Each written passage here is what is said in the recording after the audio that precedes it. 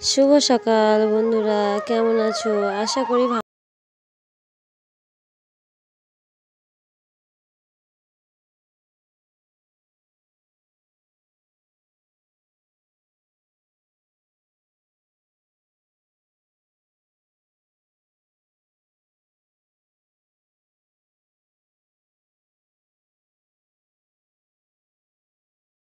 মানে খাবার সঞ্চয় না করে রাখলে খুবই কষ্ট।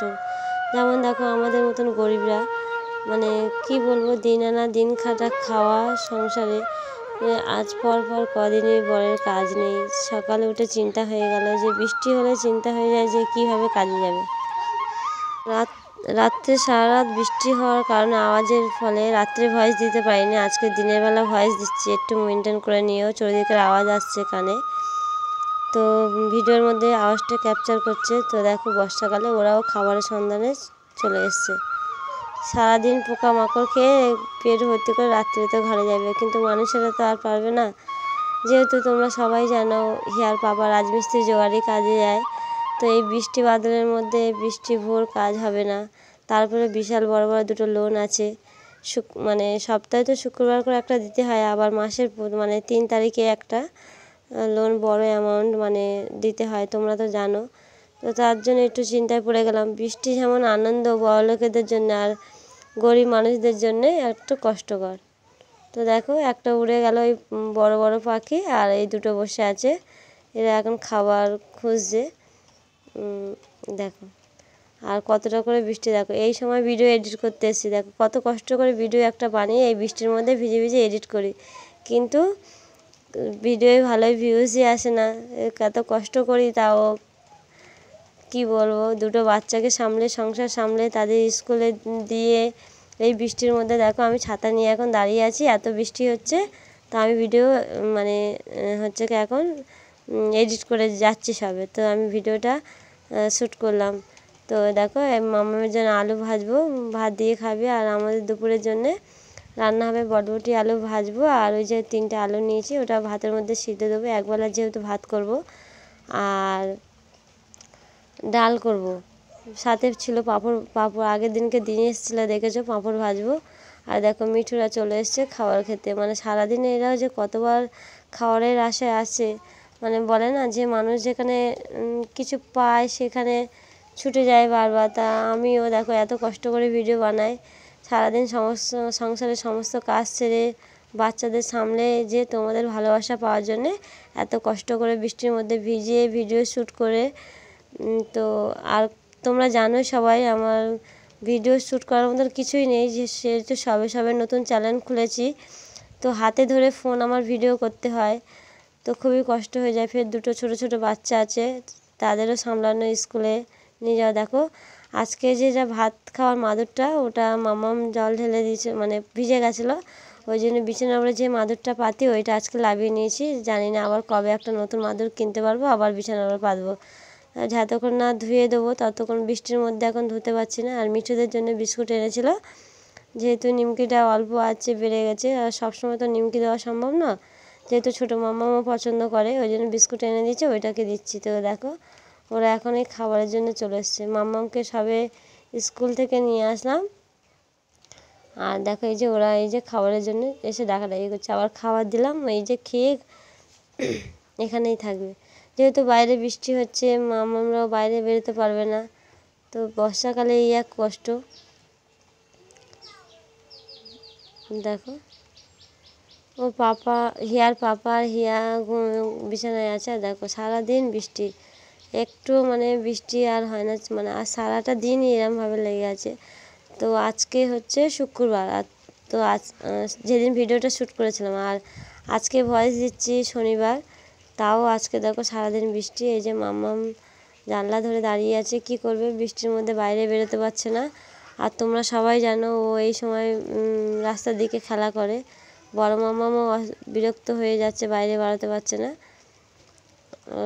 দেখো হালকা ঠান্ডাও লেগেছে, আর দেখো ঠান্ডা লেগেছে, দেখো কি অবস্থা করছে। দেখো জানলার ভিতর দিয়ে হাত দিয়ে ওই যে আকাশে বৃষ্টির জল পড়ছে, বৃষ্টির পানি পড়ছে, ওইটাকে ধরছে। দেখো কী বলবে, ওরাও নিজেরা ঝালাপালা হয়ে যাচ্ছে, বাইরে বেড়াতে পারছে না।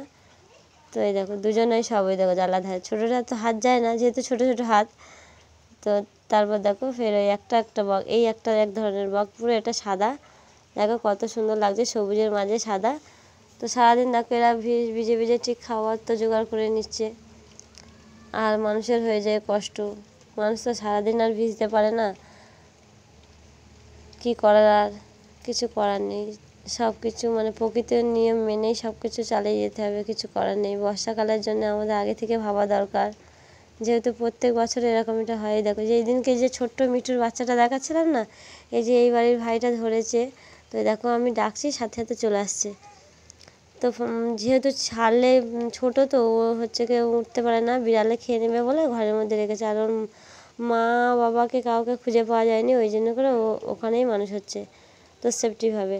তো দেখো খালে এখানে মাছ ধরবে বলে সব জায়গায় ভরে গেছে, পরিষ্কার করেছে, জাল ফেলে সব মাছ ধরবে। আর দেখো এটা আমাদের মেন রাস্তা, মানে এটা পাকা রাস্তা। মায়ের শরীর খারাপ, বোন ওষুধ আনতে যাচ্ছিলো, যেহেতু জ্বর হয়েছে মায়ের, ওই জন্য ওষুধ আনতে যাচ্ছিলো। এই দেখো পাকা রাস্তা, পুরো এটা মেন রোড।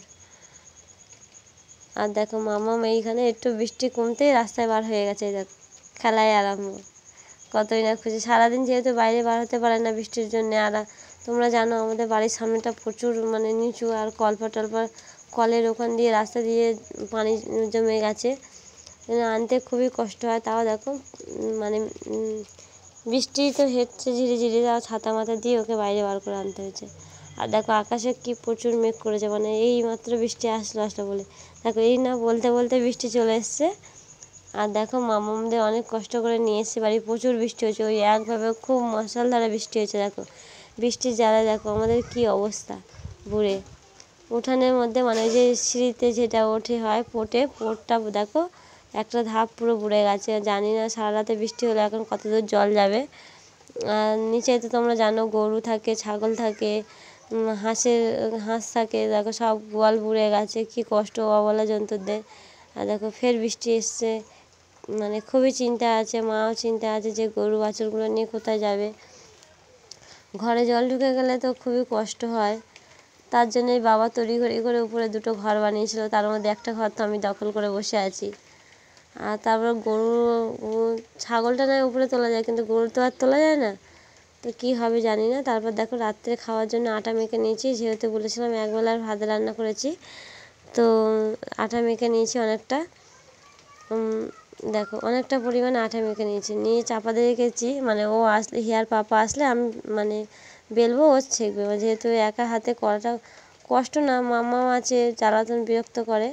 তো এই দেখো আমি বলছিলাম বড় মামাকে একটু ভিডিও শ্যুট করতে, ও ছোটো মানুষ তো করতে পারিনি, তাও দেখো যতটুকুনি তুলেছে তোমাদের সঙ্গে শেয়ার করলাম। এই দেখো আমি রুটি বেলছি, আর ওর পাপা ওইদিকে শেখছে, হিয়ার পাপা।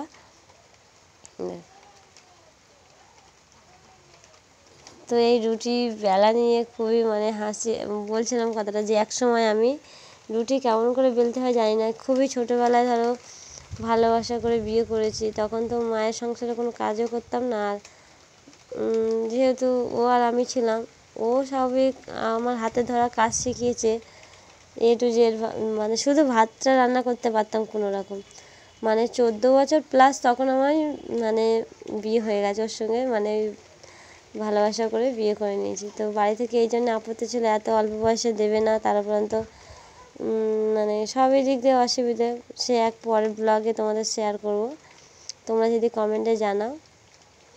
তো দেখো আমি এবারে ফোনটা মামাম পাচ্ছিলাম না, আমি ফোনটা রেখে দিয়ে মানে হেলান দিয়ে রেখে দিয়ে আমি ভিডিওটা এই ভিডিওটা বানালাম।